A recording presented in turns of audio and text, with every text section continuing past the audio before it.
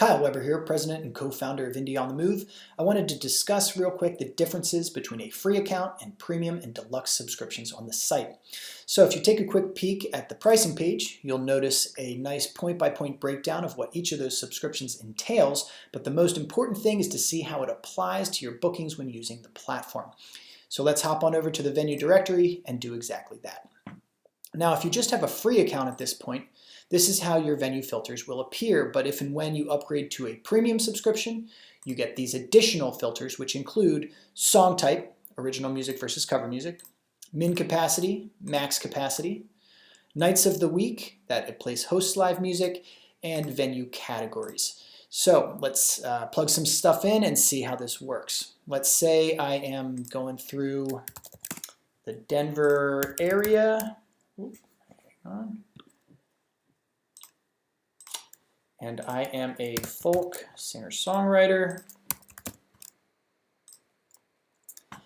Right now I have 126 venue options, but if I use the advanced filters here, I can break those results down even better. So let's use original music only, 250 capacity and down, Thursdays and Sundays, and let's just keep this a little more general and see all music venues. Now I've got 50 options, which will be a little bit more appropriate based off of those additional filters that I plugged in.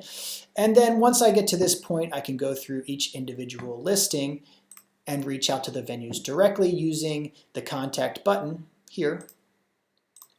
Because now I have also unlocked all of the booking information for those venues with that premium subscription. But the big difference now between the premium and the deluxe is going to be this quick pitch functionality, which you can also see directly from venue listings. I can add a venue to a quick pitch list by simply clicking that button, or I can also do it from the venues directory, which is going to be a much faster approach. So I can do it by clicking these check boxes to the left of venue names.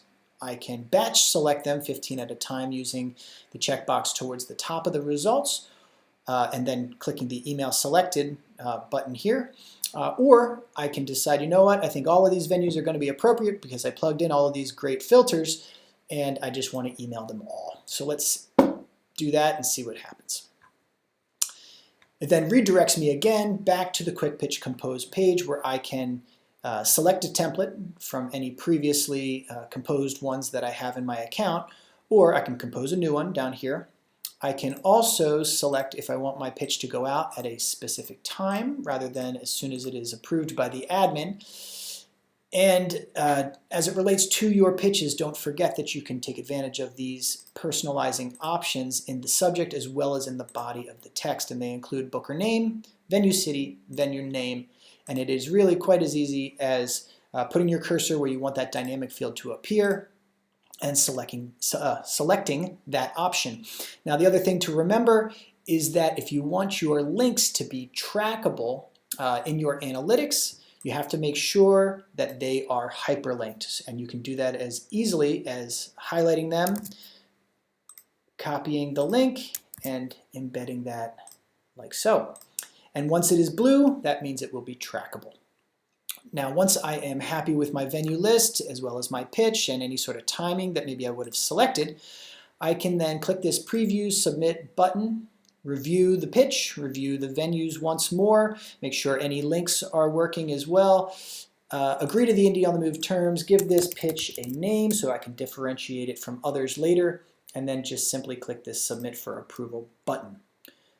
From there, I can return to the venue directory, select my next city, and then do the same thing again. Hopefully this is all clear. If you have any questions or concerns, please click this Contact Indie on the Move button at the bottom of the site, fill out this form, and somebody will get back to you as quickly as possible.